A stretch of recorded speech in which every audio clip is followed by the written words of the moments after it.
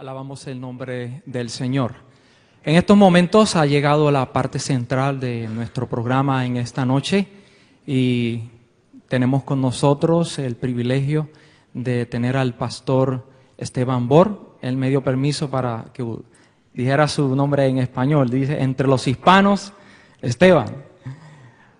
Así que él ha sido evangelista, pastor por muchísimos años. Él ha estado aquí anteriormente en Puerto Rico y queremos dar la bienvenida y esperamos que el Señor lo utilice poderosamente como lo ha hecho a través de todo su ministerio. Adelante, Pastor Bor.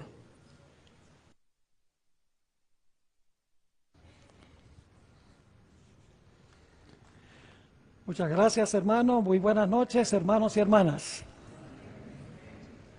¿Cómo pasaron el día hoy? ¿Lleno de bendiciones? El calor pega duro, ¿verdad? Yo vengo de un lugar más caliente, pero es menos húmedo, así que se siente más el calor aquí. No solo el calor físico, sino también el calor espiritual. Gloria a Dios. Es un placer estar aquí con ustedes para compartir durante estas 3 noches el estudio de la palabra del Señor. Esta noche, antes de abrir la palabra, queremos pedir la bendición especial del Señor al estudiarla. Así que les invito a que inclinen sus rostros con reverencia y vamos a pedir la bendición del Señor. Padre Celestial, en esta noche se haya reunido tu pueblo con la intención de escuchar tu voz. Pedimos, Padre, la presencia de tu Espíritu Santo. Habla a nuestras mentes y a nuestros corazones para que podamos comprender, recibir y vivir el mensaje que tienes para nosotros. Te damos gracias de antemano por escuchar nuestra oración, porque te lo pedimos en el precioso nombre de tu Hijo, Cristo Jesús. Amén. En el año 2010, en la ciudad de Atlanta, en el mes de julio, se celebró la Conferencia General de los Adventistas del Séptimo Día. El último sábado, hubo una gran celebración en un coliseo, en un estadio, donde asistieron más de 70,000 adventistas de todas las partes del planeta Tierra. Allí nuestro nuevo presidente, el pastor Ted Wilson, presentó su sermón inaugural para poner el tono de su presidencia. Allí anunció que el tema central y el énfasis de su periodo de 5 años iba a caer sobre el reavivamiento y la reforma en la iglesia. Así que en esta noche quiero comenzar leyendo una cita que encontramos en el libro Servicio Cristiano, página 53. Yo estoy seguro que ustedes han leído esta cita, es muy bien conocida, pero quiero colocar el tono o el marco de lo que vamos a estudiar leyendo esta cita del Espíritu de Profecía. Dice así: un reavivamiento de la verdadera piedad entre nosotros es la mayor y más urgente de todas nuestras necesidades. El buscar esto debe ser nuestra primera obra. Noten en forma clara, sencilla, concisa, la sierva de Dios nos dice que el reavivamiento es nuestra mayor y más urgente necesidad y que debe ser nuestra primera obra buscar el reavivamiento. Ahora quisiera leer otra cita, una cita que encontramos también en el libro Servicio Cristiano, en las páginas 53 y 54, a donde la sierva del Señor habla de reavivamiento y reforma. Ahora añade un término o una palabra adicional que no estaba en la primera cita. Dice allí, en esa cita, tiene que realizarse un reavivamiento y una reforma bajo la administración del Espíritu Santo. Ahora escuchen bien, reavivamiento y reforma son 2 cosas diferentes. Reavivamiento y reforma son ¿qué? 2 cosas diferentes. Pero ustedes notarán que yo allí añadí en corchetes, pero estrechamente vinculadas. Es decir, son diferentes, pero están conectadas, están relacionadas. Sigue diciendo, el reavivamiento significa, y ahora fíjense 3 frases paralelas. El reavivamiento significa una renovación de la vida espiritual, una vivificación de los poderes de la mente y del corazón, una resurrección de la muerte espiritual. 3 formas de decir lo mismo. ¿Lo captaron? Nuevamente dice, una renovación de la vida espiritual, una vivificación de los poderes de la mente y del corazón, una resurrección de la muerte espiritual. Y luego sigue hablando de la reforma. La reforma significa una reorganización, un cambio en las ideas y teorías. Ahora yo pregunto, ¿a nivel de qué tenemos nosotros ideas y teorías? Tiene que ver con qué facultad. Nosotros tenemos ideas y teorías, ¿dónde? En la mente, exactamente. Dice, la reforma significa una reorganización, un cambio en las ideas y teorías, es decir, en nuestra forma de pensar. Y luego dice, en los hábitos y prácticas, tiene que ver con nuestra forma de ¿qué? Con nuestra forma de actuar. Es decir, la reforma tiene que ver con un cambio en el pensar y un cambio en el actuar. Y luego dice, la reforma no producirá los buenos frutos de la justicia, al menos que esté vinculada con el reavivamiento del Espíritu. El reavivamiento y la reforma han de realizar su obra señalada, y al hacer esta obra, ambas deben combinarse. Ahora vamos a examinar un poquito más la relación entre reavivamiento y reforma. Reavivamiento sin reforma no es reavivamiento. Reforma sin reavivamiento no es reforma. Reavivamiento sin reforma es mero sentimentalismo o emocionalismo. Y reforma sin reavivamiento es legalismo o fanatismo. Voy a repetir otra vez esos pensamientos porque son muy importantes en lo que vamos a estudiar en nuestro tema de esta noche. En primer lugar, reavivamiento sin reforma es mero emocionalismo o sentimentalismo. Por el otro lado, reforma sin reavivamiento es legalismo o fanatismo. Son 2 extremos. Ahora, yo sé que algunos de ustedes probablemente han vivido en las grandes ciudades de los Estados Unidos, como por ejemplo Chicago, Nueva York, en tiempo de invierno. Ahora, yo quiero que ustedes se imaginen, están manejando por una carretera y la carretera está llena de nieve, está resbalosa. Yo pregunto, si el carro se llegara a resbalar, ¿en cuál zanja preferían caerse? ¿En la zanja derecha o en la zanja izquierda? Y ustedes se ríen, dicen, no interesa. Igual necesitamos que venga la grúa a sacarnos. Esos son los 2 extremos. Reavivamiento sin reforma es sencillamente emocionalismo o sensacionalismo. Mientras que reforma sin tener el reavivamiento es legalismo, es la otra zanja. En otras palabras, el reavivamiento tiene que llevar a la reforma. No podemos poner reforma primero y luego reavivamiento. Tenemos que tener reavivamiento, una renovación, una resurrección de la vida espiritual que lleva automáticamente y naturalmente a un cambio de ideas y a un cambio de prácticas o un cambio de conducta. Ahora, en esta noche yo quiero estudiar con ustedes los elementos del verdadero reavivamiento y de la reforma. El primer punto que quiero recalcar es que el hombre originalmente fue creado perfecto. Esto significa que el hombre originalmente estaba vivo espiritualmente. Y como estaba vivo espiritualmente, su conducta reflejaba el hecho de que estaba vivo.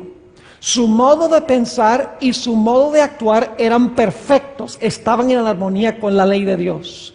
Es decir, estando vivos espiritualmente, su pensar y su actuar era en conformidad con la ley de Dios.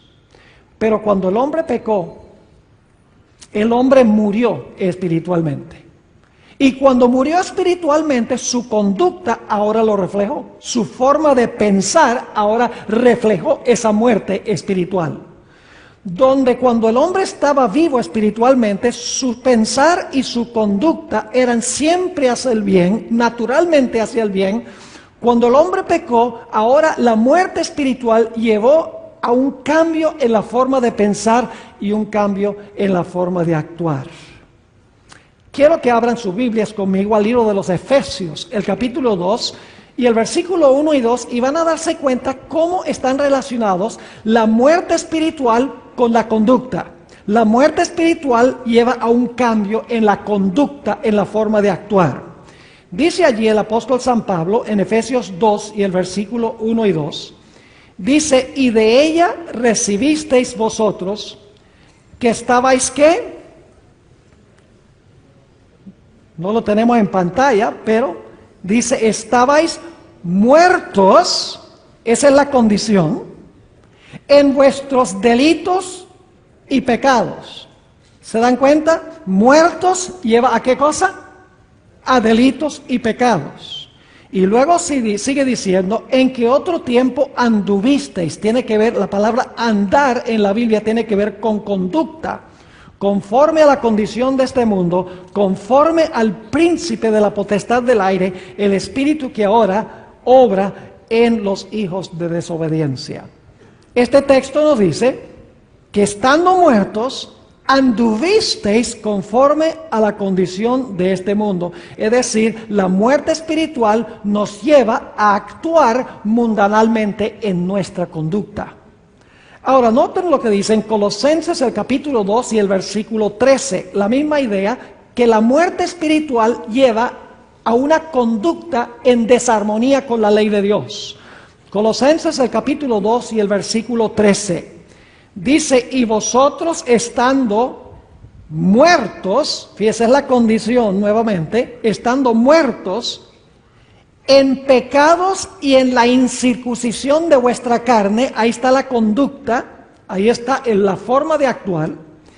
Sigue diciendo, os vivificó juntamente con él, perdonándoos todos vuestros pecados. Lo que quiero que vean en este texto es que cuando el hombre murió espiritualmente, el resultado fue un cambio en su conducta en violación de la santa ley de Dios. Ahora lo que quiero que noten es que el corazón del hombre es por naturaleza engañoso. El corazón pecaminoso, el corazón que no ha sido regenerado, el individuo que tiene un corazón que está espiritualmente muerto, trata de engañarlo a uno para que uno piense que no está tan mal. Ahora, noten lo que dice en Jeremías el capítulo 17 y los versículos 9 y 10. Jeremías el capítulo 17 y vamos a leer el versículo 9 y en unos momentos vamos a leer el versículo 10. Dice en el versículo 9, engañoso es el corazón más que todas las cosas y ¿qué? Y perverso. Y luego termina con una pregunta, ¿quién lo conocerá? Por eso fue que una vez Martín Lutero dijo, le tengo más miedo a mi propio corazón que al Papa y todos sus cardenales. Martín Lutero tenía cierta forma interesante de expresar las cosas. Es decir, cuando estamos espiritualmente muertos y nuestra conducta es una conducta en desarmonía con la ley, el corazón pecaminoso trata de racionalizar, trata de justificar las acciones pecaminosas. Y ustedes notan que le termina con una pregunta, el corazón es perverso. ¿Quién puede conocer el corazón? La respuesta viene inmediatamente en el versículo 10. Dios contesta, dice, yo Jehová, que escudriño el corazón y pruebo los riñones para dar a cada uno según su camino, según el fruto de sus obras. ¿Quién es el único que puede conocer nuestro corazón? Dios. Nosotros mismos no podemos conocer nuestro corazón irregenerado, porque es un corazón que está espiritualmente muerto, que lleva a una conducta en desarmonía con la voluntad de Dios. Note también el Salmo 139 y el versículo 23 y 24. Salmo 139, 23 y 24, sobre quién puede conocer nuestro corazón. Si yo mismo no puedo conocer mi corazón, ¿quién lo puede conocer? ¿Quién me lo puede revelar? Dice en el Salmo 139, versículo 23 y 24, examíname, oh Dios, y conoce mi corazón. Pruébame y reconoce mis pensamientos y ve si hay perversidad en mi camino y guíame en el camino eterno. ¿Quién es el único que puede conocer nuestro corazón a cabalidad, a plenitud? Dios es el único que puede conocer nuestro corazón a plenitud. Ahora, ¿qué hemos estudiado hasta ahora? En primer lugar, nos dimos cuenta que el hombre fue creado originalmente perfecto. Tenía una naturaleza espiritual viva. Como resultado era obediente a la ley de Dios. Cuando el hombre pecó, murió espiritualmente. Y por lo tanto su forma de pensar y su forma de actuar cambió. Ahora vivía en violación de la ley de Dios. Nos hemos dado cuenta que el corazón del hombre no podemos confiar en él porque es engañoso. Trata de justificar el pecado. Trata de hacernos pensar que no somos tan malos como realmente somos. Y nos hemos dado cuenta que solamente hay uno que puede conocer nuestro corazón y revelarnos lo que nosotros somos en verdad. Y ese es Dios. Pero ahora necesitamos hacernos la pregunta. ¿Cuál es la forma que usa Dios para revelarnos la condición de nuestro corazón? El hecho de que nuestro corazón está muerto espiritualmente y necesitamos un nuevo corazón. ¿Quién es el que nos muestra nuestra verdadera condición? Es Dios. Pero ¿cómo lo hace? Lo hace por medio del Espíritu Santo a través de su palabra. No puede haber reavivamiento y reforma sin la palabra de Dios, porque Dios usa a través del Espíritu Santo su palabra para revelarnos lo que nosotros realmente somos y la necesidad que nosotros tenemos. Noten lo que dice en Hebreos el capítulo 4 y el versículo 12 y 13. Hebreos el capítulo 4 y el versículo 12 y 13 nos dice cómo es que Dios nos revela la condición de nuestro corazón, nos revela lo que realmente somos para que queramos nacer de nuevo, para que queramos pasar por la experiencia de vivificación. Dice allí en Hebreos 4:12, porque la palabra de Dios es viva y eficaz, y más penetrante que ¿qué? Que toda espada de dos filos, y que alcanza hasta partir el alma, y aún el espíritu, y la coyuntura, y los tuétanos. Fíjense que es bien penetrante, ¿sí o no? Y luego dice, y discierne los pensamientos y las intenciones ¿de qué? Del corazón. ¿Cómo es que Dios examina nuestro corazón? ¿Cómo es que Dios nos muestra la condición de nuestro corazón? Por medio de la penetración ¿de qué? De su santa palabra. Y luego dice, y no hay cosa creada que no sea manifiesta en su presencia. Antes todas las cosas están desnudas y abiertas a los ojos de aquel a quien tenemos que dar cuenta. ¿Cómo es que Dios nos revela la verdadera condición de nuestro corazón y la necesidad que tenemos? Lo hace a través de su palabra.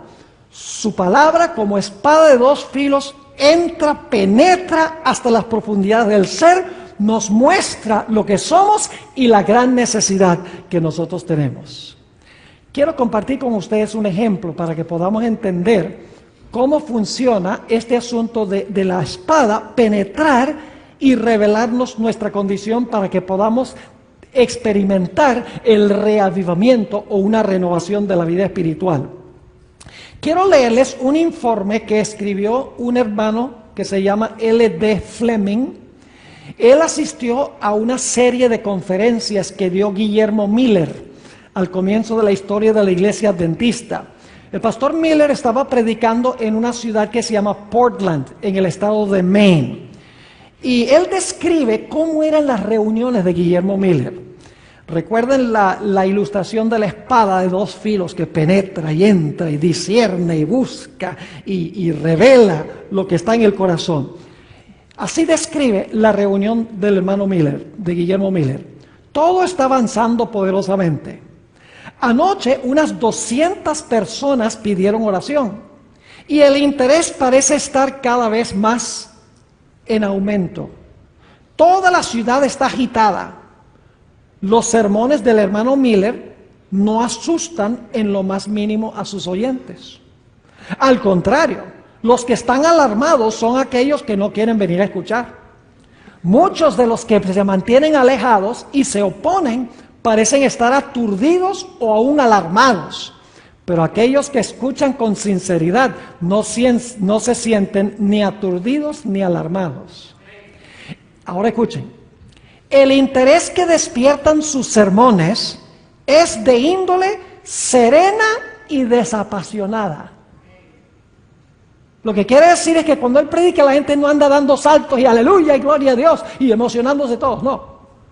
Dice que está escribiendo, el interés que despierta en sus sermones es de índole serena y desapasionada. Es decir, no están involucradas las pasiones, sino el intelecto. Aun cuando este es el reavivamiento más grande que jamás haya visto, no existe un emocionalismo apasionado. Más bien, el mensaje parece arraigarse profundamente en la mayoría de la comunidad. El efecto se produce por lo siguiente. Ahora va a decir por qué los sermones del pastor Miller tenían este efecto. Dice, el hermano Miller sencillamente toma la espada del Espíritu, la desenvaina y coloca su afilada orilla en el corazón desnudo y la espada corta. Esto es todo. Ante el filo de esta arma poderosa, la infidelidad cae, el universalismo se marchita, los fundamentos se desvanecen y los mercaderes de Babilonia se maravillan. Me parece a mí que esto debe parecerse más a los reavivamientos apostólicos que cualquier otro evento que hayan visto los tiempos modernos. ¿Qué es lo que daba poder a la predicación de Guillermo Miller? Lo que daba poder, según este testigo ocular, era la predicación de la palabra. La palabra penetraba, entraba y revelaba la condición del corazón y llevaba a la gente a una conversión genuina, a un nacimiento de nuevo, es decir, a un reavivamiento como resultado de la palabra. Ahora, quiero leerles también una cita. Esta es de Elena G. de White. Se encuentra en Signs of the Times, mayo 17 de 1883. A donde ella compara la obra del Espíritu Santo a través de la palabra con la espada que ya vimos en Hebreos el capítulo 4. Dice allí la sierva del Señor, la mundanalidad en la iglesia, que es la mayor causa de la muerte espiritual. ¿Cómo? ¿Qué es la mayor causa de la muerte espiritual en la iglesia? La mundanalidad, dice. La mundanalidad de la iglesia, que es la mayor causa de la muerte espiritual, se debe a la influencia, no de los pastores. Dice, se debe a la influencia de los miembros egoístas y ociosos. Hay que coartar esta enfermedad mortal. El bisturí del cirujano, fíjese que la idea de cortar, dice, el bisturí del cirujano corta profundo cuando es necesario remover material putrefacto y pestilente. Asimismo, la palabra de Dios, más aguda que toda espada de dos filos, debe cortar hasta el corazón, o el mal nunca será quitado. Los grandes reavivamientos, mis hermanos y hermanas, a través de la historia, han sido reavivamientos basados en la palabra de Dios. El punto de enfoque no ha sido saltar y gritar y bailar y cantar. El punto de enfoque ha sido la predicación poderosa de la palabra de Dios que penetra hasta el corazón, hasta el alma y le revela al pecador la gran necesidad que tiene el corazón perverso y la necesidad de tener un nuevo nacimiento, la necesidad de recibir un reavivamiento. Permítame darles una ilustración. Supongamos que una persona tiene problemas en su vida espiritual con la pornografía, que es un problema grande hoy en día, no solo en la iglesia adventista, sino también en muchas otras iglesias. Y hay un individuo que está luchando con la pornografía, porque es un vicio terrible. Y este individuo dice, yo voy a ir a la Biblia y yo voy a empezar a leer la Biblia. Entonces va a la Biblia y empieza a leer en Mateo el capítulo 5, por providencia divina. Y está leyendo el capítulo y llega a Mateo 5, 27 y 28. A donde el texto dice, está hablando Jesús, habéis oído en el antaño, no cometerás adulterio. Mas yo os digo que cualquiera que mira a una mujer para codiciarla, ya adulteró en su corazón. Ahora fíjense lo que pasa.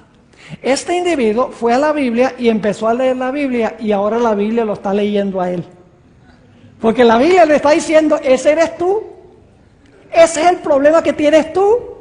Él empezó leyendo la Escritura y ahora la Escritura lo está leyendo a él. Y la Escritura dice, ese es tu problema. ¿Quieres que te lo corte? ¿Quieres que te lo saque para que puedas tener nueva vida espiritual? Ahora escuchen bien. Por eso debemos ir a la Biblia con un corazón abierto y un corazón sincero. Si vamos a la Biblia con nuestras ideas preconcebidas, vamos a justificar toda clase de prácticas erróneas. Por ejemplo, hay personas que leen la Escritura y dicen que se puede comer carne de cerdo, ustedes lo saben. Hay personas que dicen que se puede guardar el domingo usando las Escrituras. Hay adventistas que dicen que no hay nada malo con ir al cine, o no hay nada malo con vestirse en cierta forma, o no hay ningún problema con escuchar música mundana. Sencillamente lo que se está haciendo es se está justificando el pecado que está en el corazón en vez de permitir que la palabra entre para desenmascarar el pecado, para que veamos nuestra necesidad de cambio, para que podamos tener un reavivamiento y una reforma en nuestra vida. Ahora, no solamente la palabra de Dios revela la condición del corazón, sino que necesitamos ser un poquito más específicos en cuanto a lo que nos muestra la condición de nuestro corazón y la necesidad que tenemos de un cambio.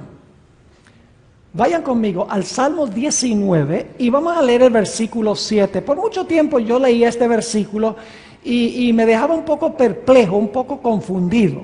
Y le voy a explicar por qué razón. Salmo 19 y el versículo 7. Dice, la ley de Jehová es perfecta. ¿Y qué hace la ley? Que convierte el alma. ¿Qué hace la ley?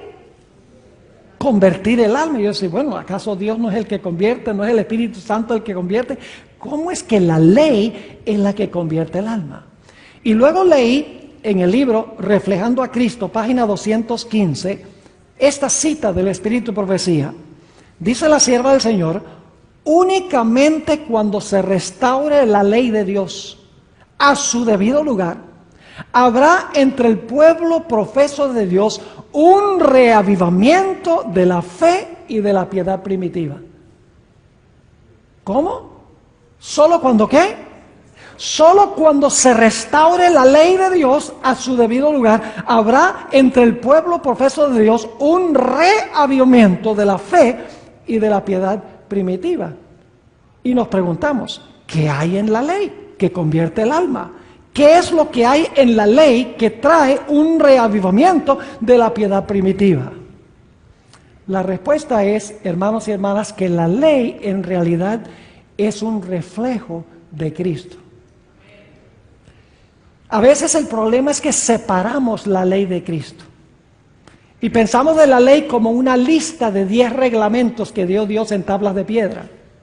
Pero saben que la ley de Dios es sencillamente una descripción escrita de quién es Jesús en su persona. Y cuando quebrantamos la ley o pecamos contra la ley, en realidad estamos pecando contra Cristo, porque Cristo es un reflejo de la ley en su persona. Fíjense esta cita interesante del Espíritu de Profecía. Se encuentra en el Comentario Bíblico Adventista, tomo 5, página 1105. Hablando de Jesús, dice, Él era la encarnación de la ley de Dios. Es decir, Jesús era la ley vivida en carne humana. Era una ilustración viva de la ley. Dice, Él era la encarnación de la ley de Dios, la cual es un trasunto. La palabra que se usa en inglés es transcript. Algunos de ustedes saben inglés. Transcript significa transcribir. Dice, Él era la encarnación de la ley de Dios, la cual es un trasunto exacto de su carácter. Es decir, que nosotros no debemos solamente contemplar la ley, sino que debemos contemplar la ley como se revela en ¿quién? Como se revela en Cristo. Y cuando nosotros miramos a Cristo, ¿qué vemos? Vemos la ley vivida a perfección. ¿Y cómo nos vemos nosotros en contraste cuando vemos a Cristo en toda su gloria, viviendo la ley encarnada? ¿Cómo nos vemos nosotros? Nos vemos muy pecadores en contraste al mirar la ley. Al mirar a Cristo como se revela en la ley. Y entonces nos pasa lo que le sucedió a Isaías cuando dijo, estoy deshecho. Nos sucede lo que sucedió con el apóstol Pedro cuando después de la resurrección le dijo a Cristo, apártate de mí que soy hombre pecador. Nos pasa lo que le sucedió al apóstol Pablo, quien dijo, miserable hombre de mí, ¿quién me librará del cuerpo de esta muerte? Es decir, cuando nosotros contemplamos la ley a través de Cristo, nosotros vemos la belleza y la perfección de Jesús. Y en comparación nos vemos pecadores, nos vemos malos, nos vemos deplorables. Y llegamos a la conclusión de que nosotros estamos en una condición donde necesitamos desesperadamente un cambio en nuestra vida. Pero no solamente vemos la perfección de Jesús y nuestra imperfección, sino cuando contemplamos a Jesús, también nos damos cuenta que el Señor Jesucristo, a pesar de que tenía esa perfección, a pesar de que tenía esa belleza en su carácter, a pesar de que era la ley en forma vivida, estamos ahora contemplando a Jesús, nos sentimos como nada, pero ahora veo a Jesús en la cruz del Calvario. Lo veo con las manos atravesadas, con los pies atravesados, lo veo con la sien herida, lo oigo en la cruz clamando, Dios mío, ¿por qué me has desamparado? Y le digo al Señor Jesús, si tú eres tan hermoso, tú eres tan perfecto, tú eres tan bello, tú eres la encarnación de la ley, y ahora yo te veo así y me siento como si fuera nada, soy un miserable pecador. Pero Señor Jesús, te veo también en la cruz del Calvario, demacrado, sufriendo, clamando a tu Padre por estar separado de tu Padre. Señor Jesús, ¿por qué fue que te pasó eso siendo perfecto y siendo puro? Y el Señor Jesucristo responde, por tus pecados. ¿Y saben lo que hace la visión de la perfección de Jesús y la visión de la cruz? Me lleva a arrepentirme del pecado. La Biblia dice, en Romanos 2 y el versículo 4, la bondad de Dios nos lleva al arrepentimiento. Entonces, el arrepentimiento no es algo que hacemos nosotros. A veces decimos, tenemos que arrepentirnos para ser salvos. Pero saben, el arrepentimiento viene de Dios.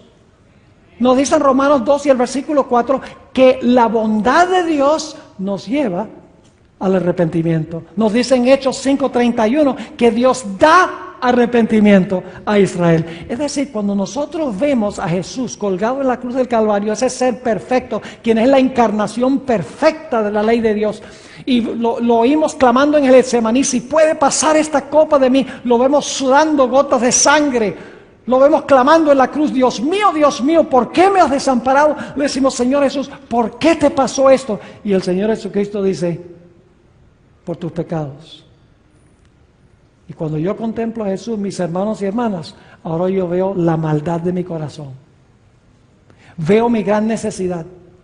Veo que estoy espiritualmente muerto y que necesito un cambio. Y entonces el arrepentimiento me lleva a confesar mi pecado. Y a decirle a Jesús en la cruz: Señor Jesús, yo no merezco sino la muerte, pero gracias por haber sufrido el castigo que yo debo sufrir. Por favor, Señor Jesús, yo confío en ti, tengo fe en ti. Por favor, toma tu vida y tu muerte y pónmelos a mi cuenta. Y en ese momento Cristo toma su vida y su muerte y me los pone a mi cuenta, y Dios me mira como si nunca hubiera pecado. ¿Están entendiendo cómo la ley de Dios nos lleva al arrepentimiento? ¿Cómo convierte el alma?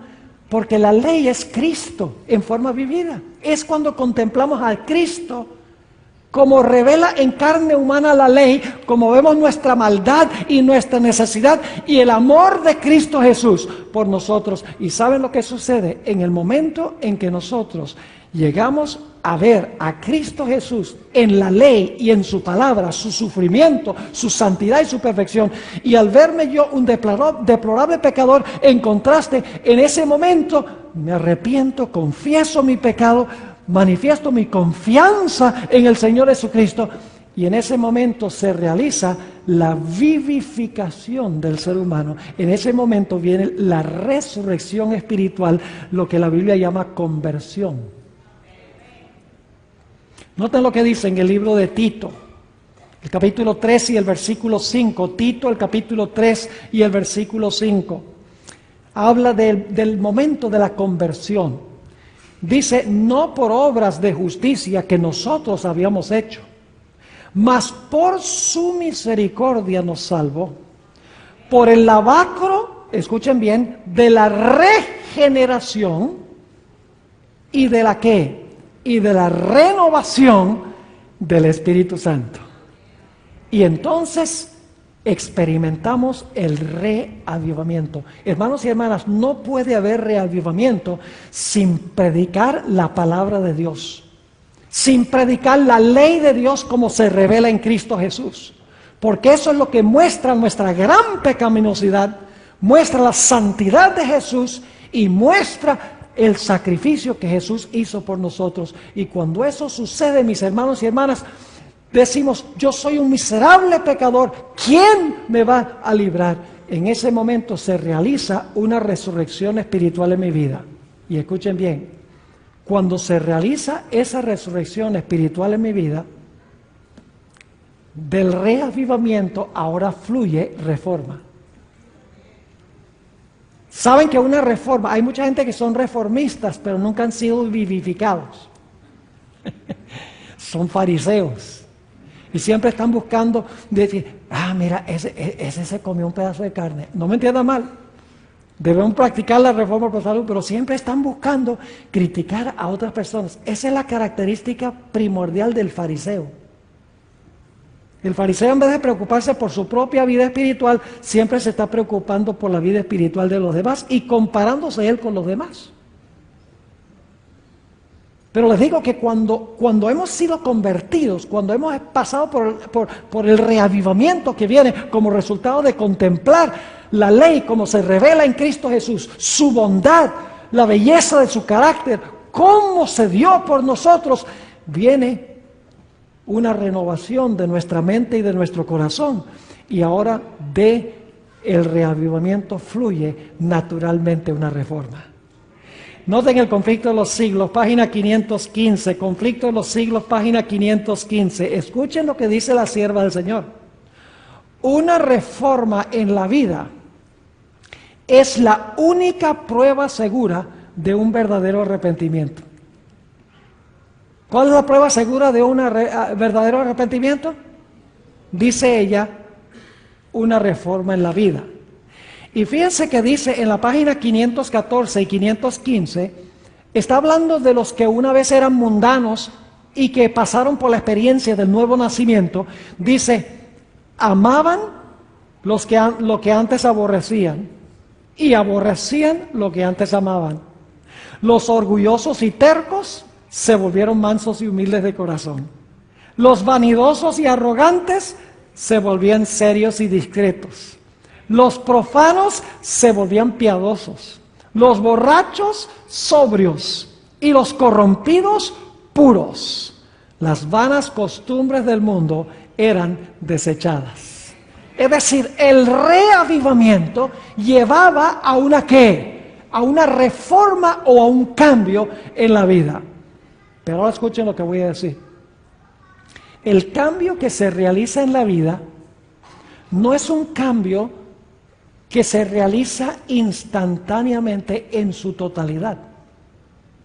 Es un proceso. Porque cuando nosotros nacemos de nuevo, el viejo hombre todavía está allí. La vieja mujer todavía está allí, queriendo asomar la cabeza. Pero hay una nueva naturaleza espiritual que ha entrado a nuestra vida, que debemos alimentar cada día para que pueda subyugar la naturaleza carnal que antes predominaba en nuestra vida.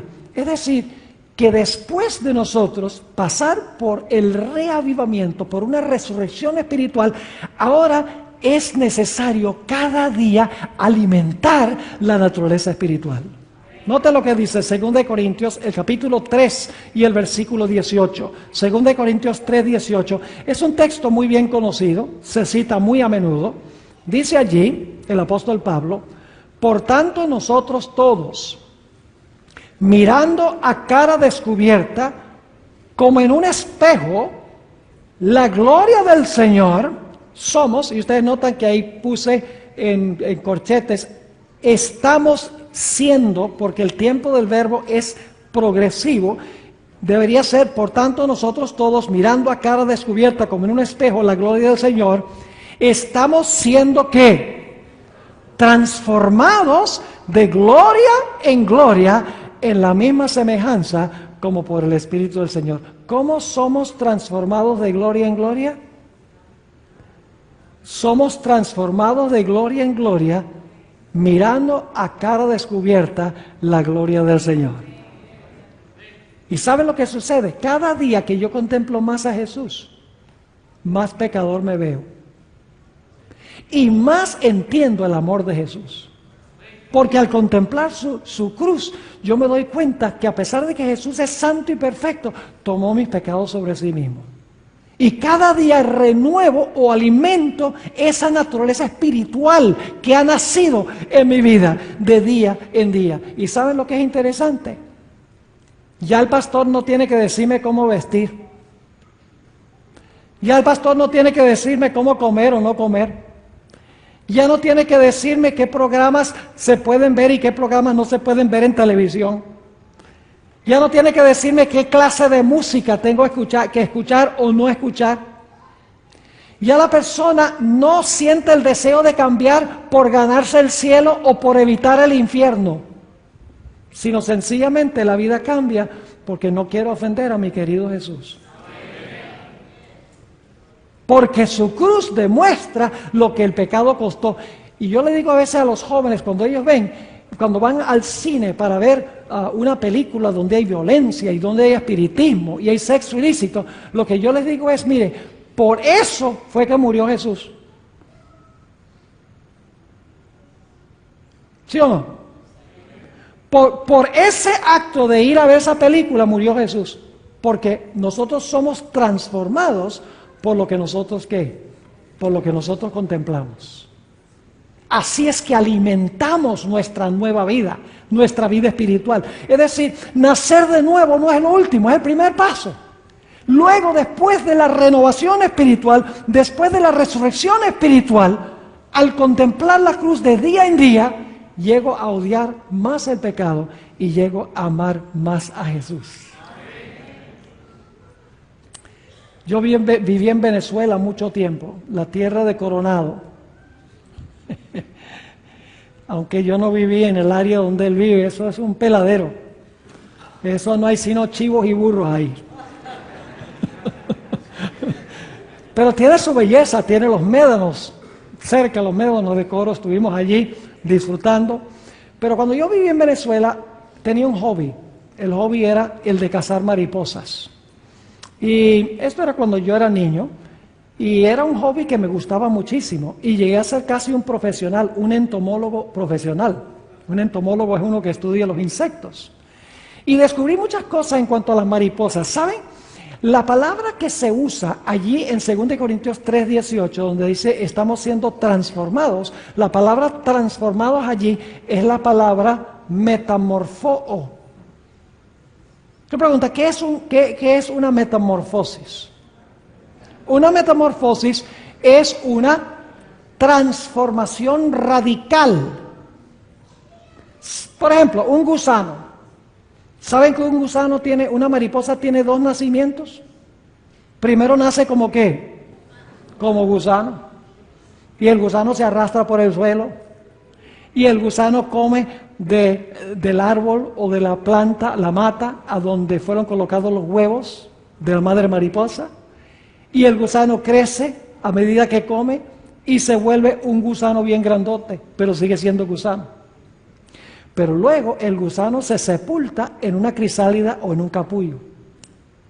Fíjese, ahí tiene uno el simbolismo del bautismo, que es el rito oficial, cuando uno oficialmente está diciendo, estoy dejando el mundo atrás y estoy naciendo de nuevo en Cristo Jesús. Y entonces se entierra en la crisálida o en el capullo, y después de varios días el capullo empieza a sacudirse violentamente, y entonces se abre el capullo, ¿y sale qué? Y sale una mariposa. ¿Qué ha sucedido? Una metamorfosis. Ahora yo pregunto, ¿una mariposa es un gusano con alas? No, una mariposa no es una modificación del gusano. No es un gusano con alas, no. Es una transformación radical. Yo pregunto, ¿el nombre cambia? Sí, ya no se llama gusano, se llama mariposa. ¿Sus hábitos cambian? Claro, ya no se arrastra, sino que vuela. ¿Su apariencia cambia? Ya no infunde terror, sino que es un animal bello. ¿Cambia el lugar donde vive? Claro que cambia el lugar donde vive. Es una nueva creación. ¿Y cómo llegó a ser mariposa? ¿Porque se esforzó por ser mariposa? No. ¿Por un qué? Por un milagro, no por esfuerzo. Por eso el apóstol Pablo dice, los que están en Cristo, nuevas criaturas son. Las viejas cosas pasaron, y aquí todas las cosas son hechas nuevas. ¿Te recuerdas la conversación de Jesús con Nicodemo? Nicodemo pensaba que él era muy santo y muy bueno porque él guardaba la ley. Y él pensaba que él iba a entrar al reino. Pero dice, bueno, por si acaso le voy a preguntar al maestro, a ver. Le pregunta, bueno, ¿qué necesito hacer yo para finalmente estar en el reino? El Señor Jesucristo, es muy sencillo, tiene que nacer de nuevo. Del agua y del Espíritu. Eso fue algo nuevo para Nicodemo, porque Nicodemo pensaba que guardando la ley, él se iba a salvar. Ahora, fíjense lo que dice la sierva del Señor. Esto se encuentra en El Deseo de todas las gentes, página 143. Escuchen bien. El gusano no se convierte en mariposa porque se esfuerza por ser mariposa, sino por un milagro. Dice, el que está tratando de alcanzar el cielo por sus propios esfuerzos, por sus propias obras, observando la ley, está intentando lo imposible. Eso es reforma sin qué? Sin reavivamiento. Sigue diciendo, no hay seguridad para el que tenga solo una religión legal, solo una forma de la piedad. Escuchen esto. La vida del cristiano no es una modificación o mejora de la antigua, sino una transformación de la naturaleza. Se produce una muerte al yo y al pecado y una vida enteramente nueva. Ese cambio puede ser efectuado únicamente por la obra eficaz ¿de qué? Por la obra eficaz del Espíritu Santo. Y claro, después de la transformación, ¿qué tenemos que hacer? Tenemos que permanecer en Jesús.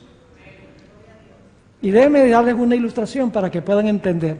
En Venezuela yo iba a cazar mariposas a un parque nacional que se llamaba Parque Nacional Henry Pittier, en una región que se llama Guamitas, cerca de la ciudad de Limón.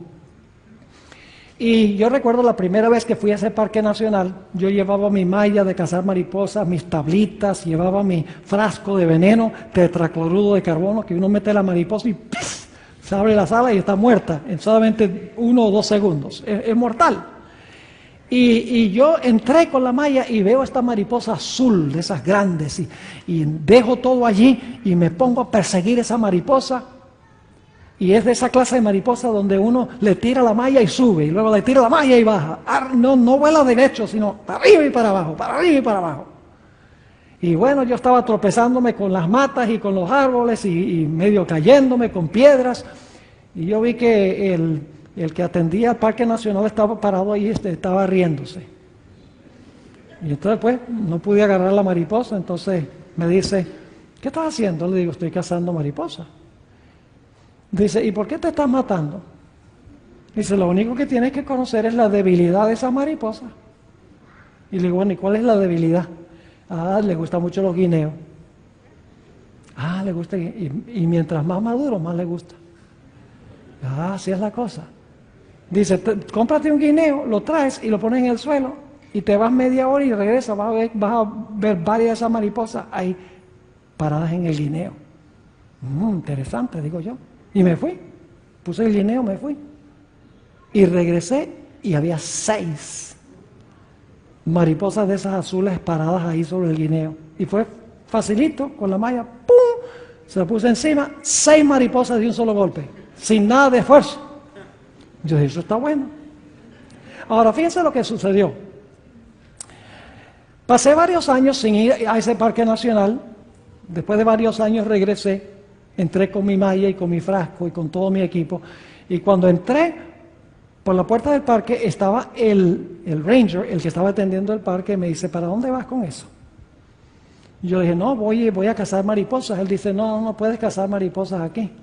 Le dije, ¿por qué? Si yo cazaba mariposas aquí hace algunos años. Dice, no, pero desde ese tiempo esto ha sido proclamado un refugio nacional. Aquí no se puede cazar mariposas, no se puede matar nada, no puedes agarrar las flores, nada. Todo está protegido. ¿Saben lo que hice yo? Me salí de la cerca del parque con mi guineo y tiré el guineo fuera del parque. Y cualquier mariposa que se saliera del refugio y cayera en el guineo era presa segura. Mis hermanos y hermanas, nada más porque hemos nacido de nuevo por un milagro de Dios, no significa que estamos absolutamente seguros, al menos que permanezcamos en Jesús. Porque el gran cazador, Satanás, está bravo porque hemos nacido de nuevo y va a hacer todo lo posible por recuperar lo que él ha perdido. Mis hermanos y hermanas, lo que necesitamos en la iglesia no es solo una reforma. Lo que necesitamos en la iglesia es un reavivamiento de la vida espiritual que lleva a una reforma.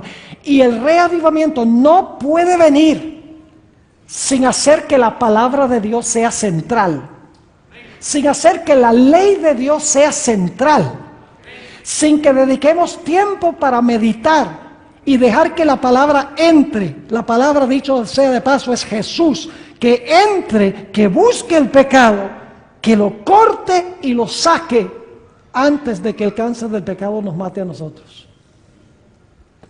Pero ¿saben lo que sucede? La mayoría de los reavivamientos que hay en el mundo cristiano hoy no son de esta clase. Aún en la iglesia adventista nosotros pensamos que para tener reavivamiento tenemos que aprender a adorar como los demás. Y tenemos que usar la música de los demás. Y tenemos que usar los métodos de evangelismo de los demás. Y que entonces cuando tengamos una música más upbeat, cuando tengamos servicios religiosos que entretengan, entonces vamos a tener un reavivamiento. Hermanos y hermanas, ese no es el camino correcto. Cuando yo llegué a la iglesia que pastoreo ahora, hace 17 años, una iglesia de 1,200 miembros, en un buen sábado tenía una asistencia de 150. La iglesia tenía un grupito pequeño que me dijo, apenas llegué, dijeron, pastor, lo que necesitamos hacer aquí es hacer más contemporáneo el servicio religioso para que la gente quiera venir a la iglesia. Dice, necesitamos sintetizadores, necesitamos tambores, necesitamos un grupo de alabanza que anime a la gente. ¿Saben que eso es como una inyección de adrenalina? ¿Y qué pasa después que se va la adrenalina? No queda absolutamente nada. Y yo le dije, mire, no, mientras yo esté aquí no va a pasar eso. El reavivamiento en esta iglesia no se va a basar en asuntos artificiales, se va a basar en la predicación de la palabra del Señor. Llenar la iglesia con métodos de esa índole no logra nada. Lo que hace es llenar la iglesia de un montón de gente egoísta que quiere adaptar la adoración a Dios de acuerdo a sus gustos. ¿Saben cuál es uno de los grandes problemas que tenemos? Es que nuestra adoración se ha llegado a enfocar en el adorador en vez de enfocarse en el que adoramos. La música que a mí me gusta. No, yo quiero venir vestido como a mí me gusta. Yo quiero que se tengan programas como a mí me gusta. Hermanos y hermanas, venimos a la iglesia con el fin de adorar a Dios. Ahora permítanme mencionarles para cerrar algo muy importante en cuanto a los reavivamientos falsos que menciona la sierva del Señor al final del tiempo. No se van a basar en la palabra de Dios. Yo pregunto, ¿ustedes han visto en la iglesia adventista recientemente el deseo de tener reavivamientos usando estos métodos de adrenalina? Está pasando. Pero eso no cambia ni transforma el corazón, mis hermanos y hermanas. Sin la palabra y la ley de Dios y una contemplación de la vida de Cristo, no hay cambio. Por más que hagamos programas que emocionen a la gente y los ponga a saltar y los ponga a decir aleluya y los ponga a hablar en lenguas, no va a producir resultados. Permítame leerles unas citas para concluir de la sierva del Señor. Esto es el Conflicto de los Siglos, página 516. Dice, los reavivamientos populares son provocados demasiado a menudo por llamados a la imaginación, que excitan las emociones y satisfacen la inclinación por lo nuevo y extraordinario. No, hagamos algo nuevo, cantemos coritos nuevos, tengamos dramas y payasos y magos que presenten el evangelio. Ya la gente se va a entregar. Sigue diciendo, escuchen bien, los conversos ganados de este modo manifiestan poco interés en el testimonio de los profetas y apóstoles. El servicio religioso que no revista un carácter tanto sensacional no tiene atractivo alguno para ellos. Un mensaje, ahora escuchen, un mensaje que apele ¿a qué? A la fría razón, es decir, un mensaje que apele al intelecto. La expresión que usa la hermana White es unimpassioned reason. La razón sin la interferencia de las pasiones, es lo que ella está diciendo. Dice, un mensaje que apele a la fría razón no despierta eco alguno en ellos. No tienen en cuenta, escuchen, las claras amonestaciones de ¿qué? Aquí venimos al punto, de la palabra de Dios, que se refieren directamente a sus intereses eternos. Y dice en la página 517, el poder de la piedad ha desaparecido casi enteramente de muchas de las iglesias. Y fíjense cuál es el resultado. Las comidas campestres, las representaciones teatrales, hablando de la iglesia, ella lo vio, dice las representaciones teatrales en las iglesias, las ventas a beneficio. ¡Wow! Eso tiene mucho que decirnos a nosotros. Hacemos comilonas para levantar fondos para la iglesia. Entonces, mi pregunta es, ¿por qué no damos el dinero sin la comilona? Es apelar al egoísmo del ser humano. Dice las representaciones teatrales en las iglesias, las ventas a beneficio, las casas lujosas y la ostentación personal. La forma que vestimos, las joyas, etcétera. Dice ella, han alejado de Dios los pensamientos de la gente. Tierras y bienes y ocupaciones mundanales llenan la mente, mientras que las cosas de interés eterno se consideran apenas dignas de atención. Poco después de llegar a la ciudad de Fresno, donde yo estoy pastoreando, empecé estudios bíblicos con un joven. Pasé por 20 estudios bíblicos con él y con su esposa era adventista. Y luego entonces pasé por otra serie de 20 estudios con ellos. Lamentablemente el joven nunca se bautizó, nunca llegó a ser adventista, aunque siempre que me lo encuentro me dice, yo creo el mensaje adventista, no hay otra iglesia que tenga la verdad, la iglesia adventista es la verdadera, pero no ha tenido la valentía de tomar el paso porque la familia está muy opuesta a que él se una a la iglesia adventista. Pero me dijo una cosa muy interesante un día. Él asistía a una iglesia carismática y me dice, pastor, quiero decirle lo que me gusta de su iglesia. Le dije, bueno, ¿qué te gusta de mi iglesia? Dice, mire, yo voy a mi iglesia, ahí nosotros tenemos un grupo de alabanza, saltamos, brincamos, hablamos en lenguas, nos emocionamos. Y dice, y salimos de la iglesia y a los 20 minutos no tenemos nada. Pero cuando yo voy a su iglesia y escucho el sermón y salgo, el sermón me queda trabajando en la cabeza, me queda algo.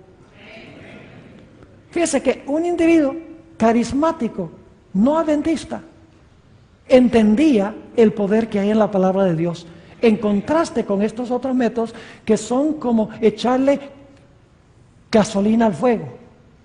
¿Qué pasa cuando echan gasolina al fuego? ¡Uf! ¿Y cuánto tiempo dura?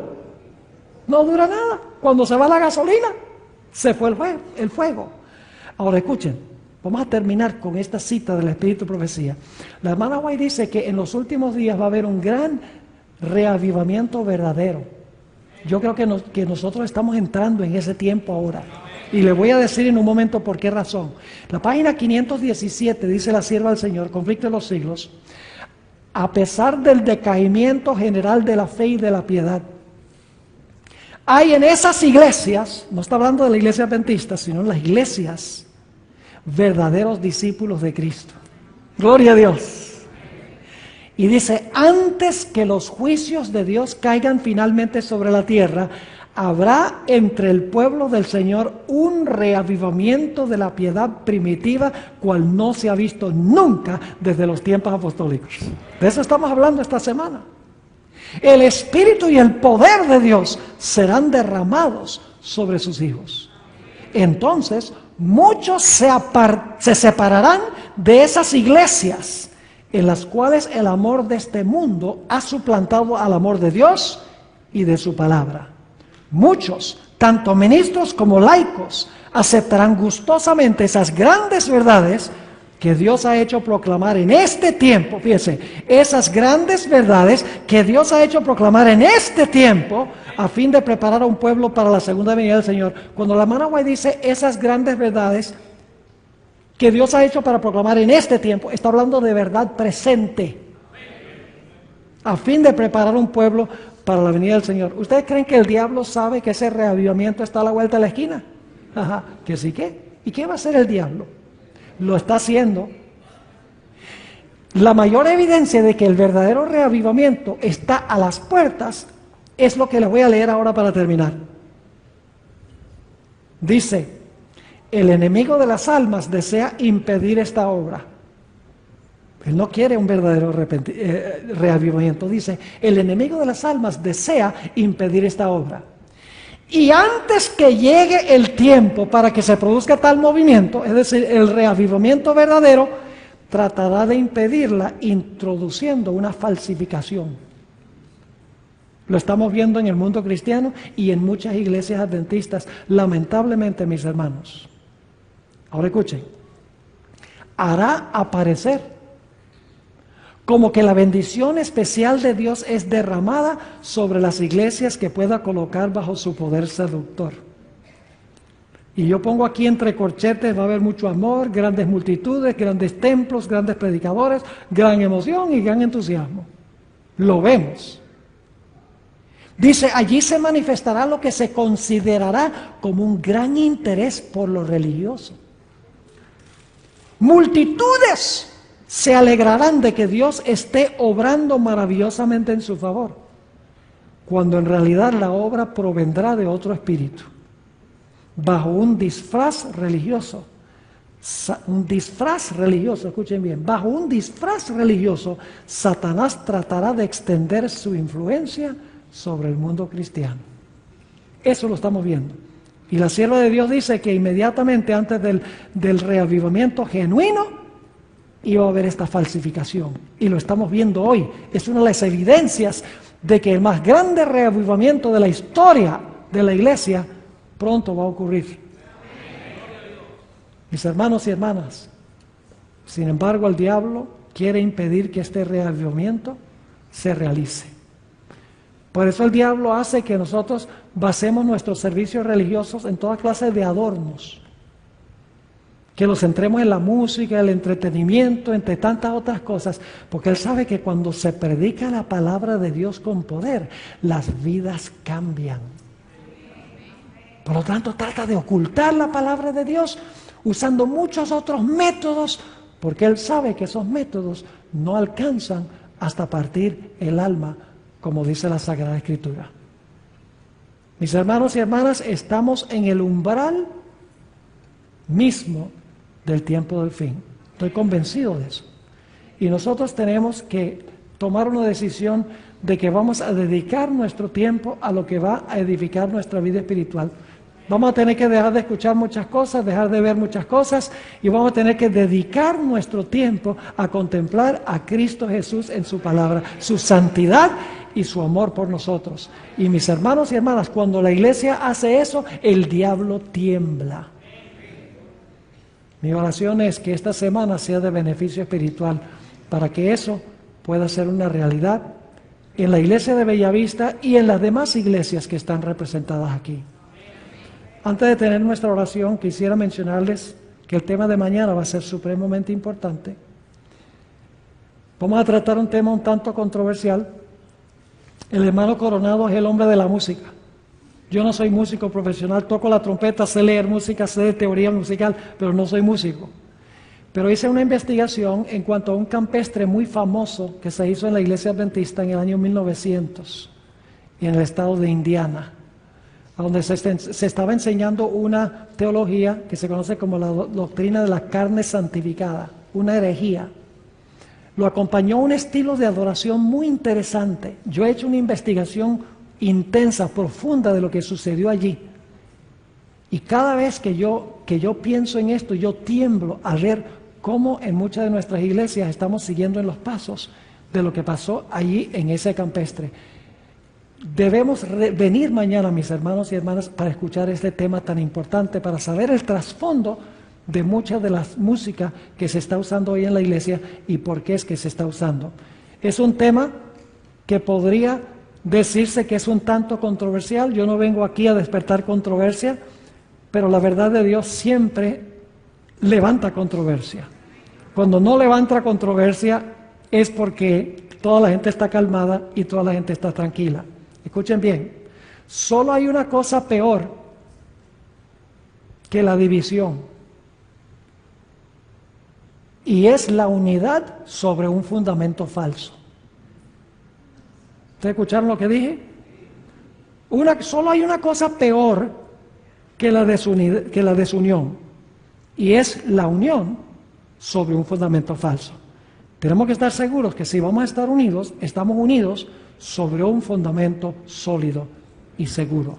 Oremos. Padre, te damos gracias porque hemos sentido aquí tu presencia. Sabemos que donde se predica tu palabra, tú estás.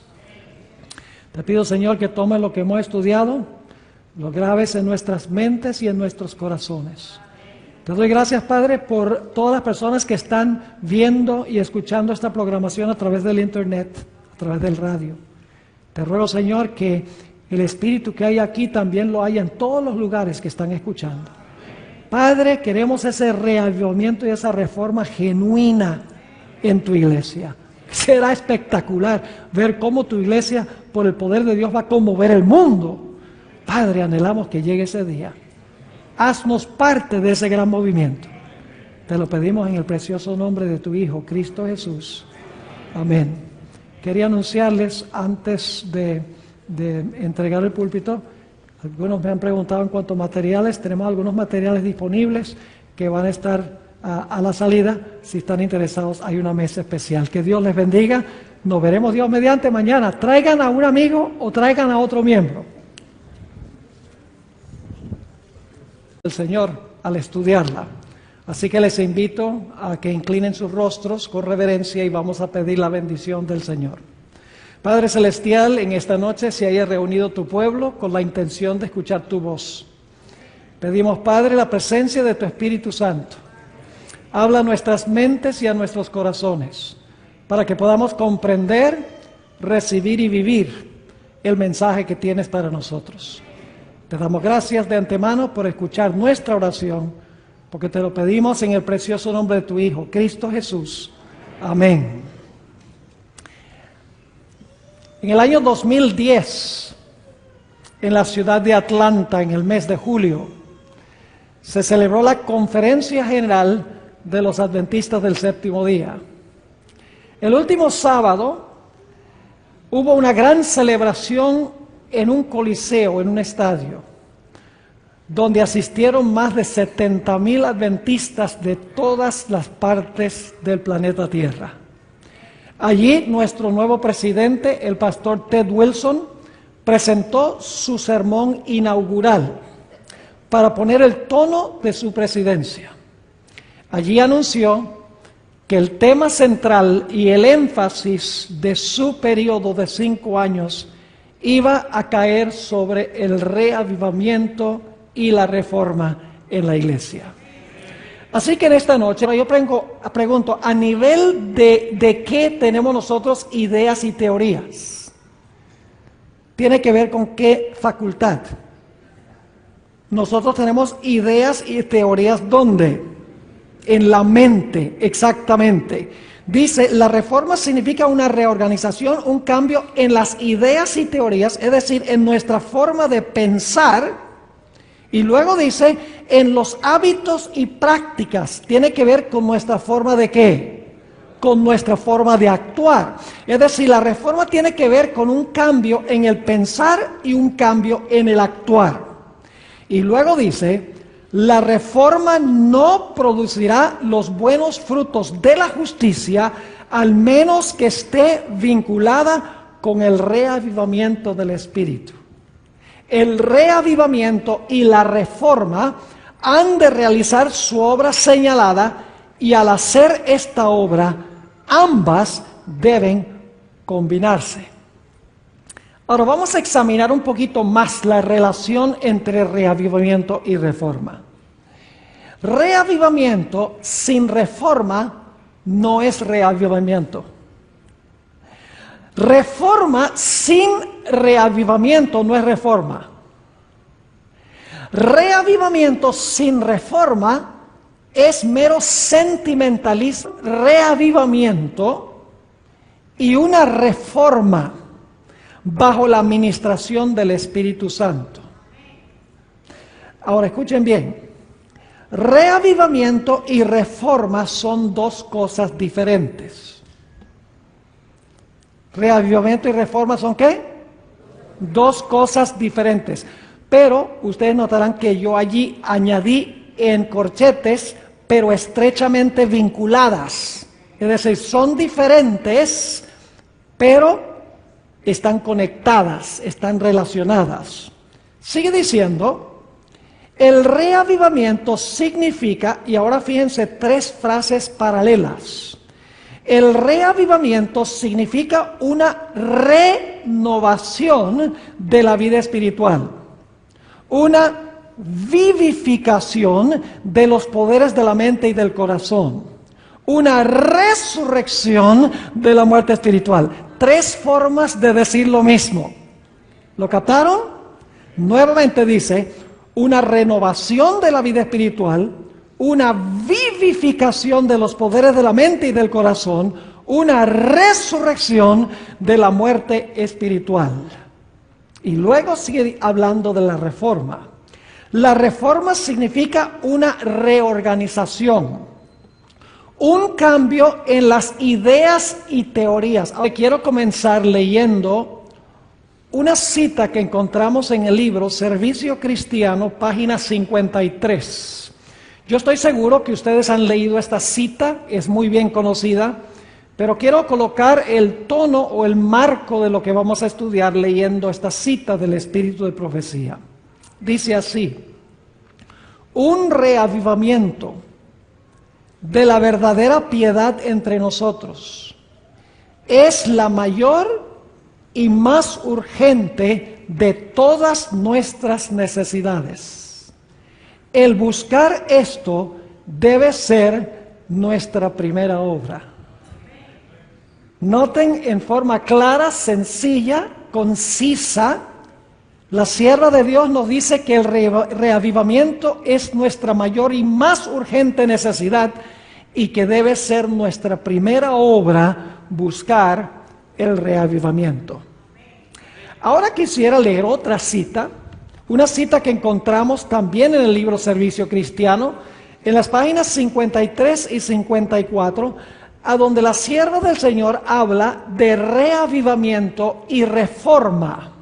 Ahora añade un término o una palabra adicional que no estaba en la primera cita. Dice allí, en esa cita, tiene que realizarse un...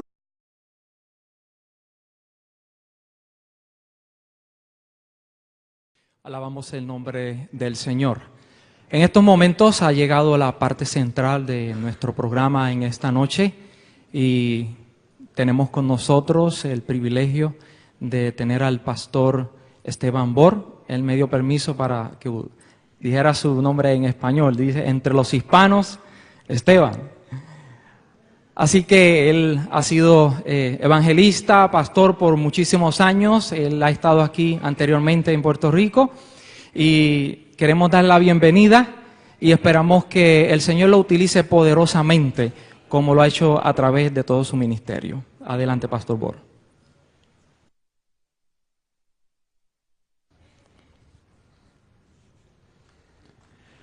Muchas gracias, hermano. Muy buenas noches, hermanos y hermanas. ¿Cómo pasaron el día hoy? ¿Lleno de bendiciones? El calor pega duro, ¿verdad? Yo vengo de un lugar más caliente, pero es menos húmedo, así que se siente más el calor aquí. No solo el calor físico, sino también el calor espiritual. Gloria a Dios. Es un placer estar aquí con ustedes para compartir durante estas 3 noches el estudio de la palabra del Señor. Esta noche, antes de abrir la palabra, queremos pedir la bendición especial de